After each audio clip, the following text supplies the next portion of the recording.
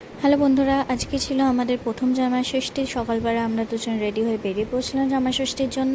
হ্যাঁ, আমি শাড়ি পরে যাইনি, কারণ আমি শাড়ি পরতে পারিনি। ব্লাউজ পরে গেছিলাম, ভাবলাম হয়তো মা পরিয়ে দেবে, কিন্তু অনেকটা লেট হয়ে গেছিলো, তাই জাস্ট শাড়িটা জড়িয়ে আমরা একটু রিচুয়ালগুলো কমপ্লিট করলাম। চিড়ে মুরগি, দই, ফল টল দিয়ে, মিষ্টি দিয়ে আমাদের ব্রেকফাস্ট শুরু হলো। ব্রেকফাস্ট খেয়ে দিয়ে আশীর্বাদ করে দেওয়ার পর মাকে গিফটটা দিলাম।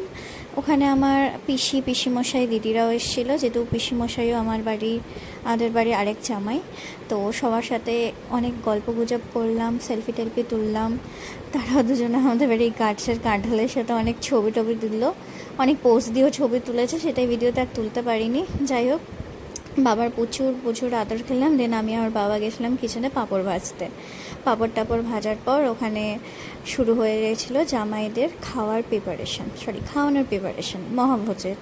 তো কিছুটা জামাইরাও হেল্প করে দিচ্ছিলো আর কি। মেন আমার পিসি আর মা দুজনে মিলে সব খাবার সাজাচ্ছিল। হ্যাঁ, সব ভোরবেলা থেকে উঠে আমার মা একা হাতে এগুলো সব রান্না করেছিল। এই যে ফাইনাল লুক দেখে নিন, এত কিছু আমার মা একা হাতে ভোরবেলা উঠে বানিয়েছে, ভাবা যায়।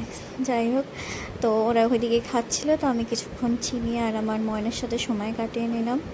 তারপর আমরা এবার আমাদের খাওয়ার পালা। তো আমরা 15 মিলে খেতে বসে গেলাম। খেয়ে দিয়ে উঠে ফাদার্স ডে সেলিব্রেশন সেদিনকে করে নিয়েছিলাম, বিকজ নেক্সট ডে আমার অফিস ছিল, আমি আর যেতে পারতাম না। ফাদার্স ডে সেলিব্রেট করে আমরা দুজনে চলে এলাম বাড়ি।